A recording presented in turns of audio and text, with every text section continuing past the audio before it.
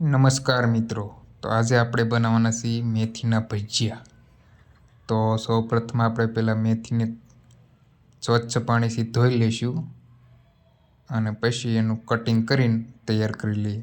તો આપણે મેથીની કટિંગ કરી લીધી છે અને આ છે મરચાંના પણ ભજીયા બનાવવાના છે। તો આ મરચું છે, મીઠું, તો બધું આપણે સામાન તૈયાર કરી લીધો છે।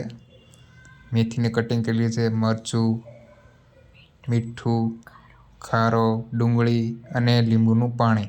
તો એક બાઉલમાં આપણે ચણાનો લોટ લઈ લીધો છે અને હવે એમાં મેથી નાખવાની છે। તો મેથીને આપણે મિક્સ કરી લઈએ।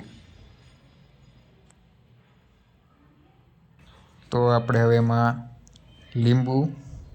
લીંબુનું પાણી નાખી દીધું છે અને મરચાં નાખીએ અને પછી થોડીક ડુંગળી પણ એમાં ઉમેરી દેવાની। તો ડુંગળી પણ આપણે નાખી દીધી છે। તો હવે મિત્રો એમાં આપણે જોતા પ્રમાણમાં મીઠું ઉમેરી દેવાનું અને થોડો ખારો પણ એમાં ઉમેરી દેવાનો, આ છે ખારો, અને થોડુંક મરચું પણ જોતા પ્રમાણમાં નાખી દેવાનું અને પછી હવે બધાને મિક્સ કરી લેવાનું।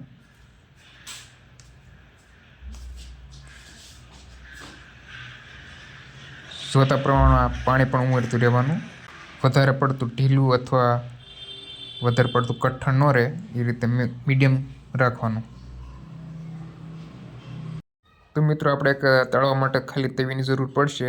તો હવે તવીમાં તેલ લઈ લેવાનું છે, ભજીયા ડૂબી છે કે એટલું તેલ આપણે ભરવાનું છે તવીમાં અને ગરમ કરવા મૂકી દેવાનું છે। તો આપણે તેલને ગરમ કરવા મૂકી દીધું છે।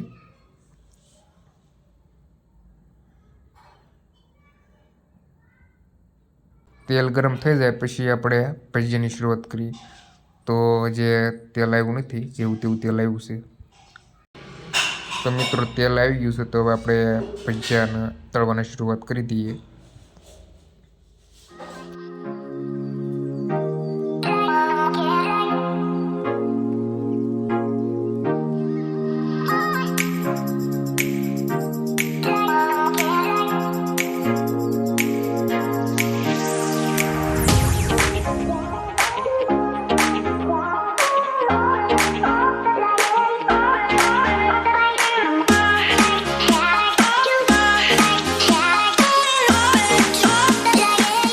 આવી રીતે તમારા ઘરે બેઠા મેથીના ભજીયા તમે બનાવી શકો છો। મસ્ત મજાના એકદમ કૂણા ભજીયા થયા છે।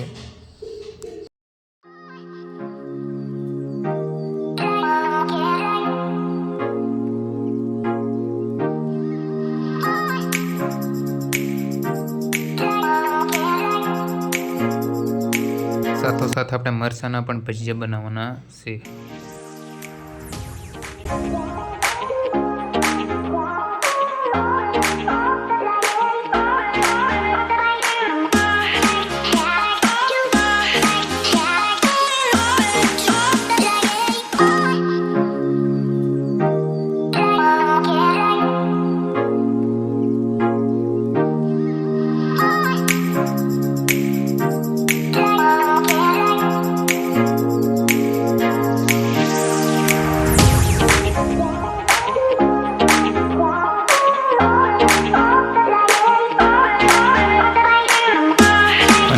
થોડાક ભૂંગળા પણ તળી લઈએ।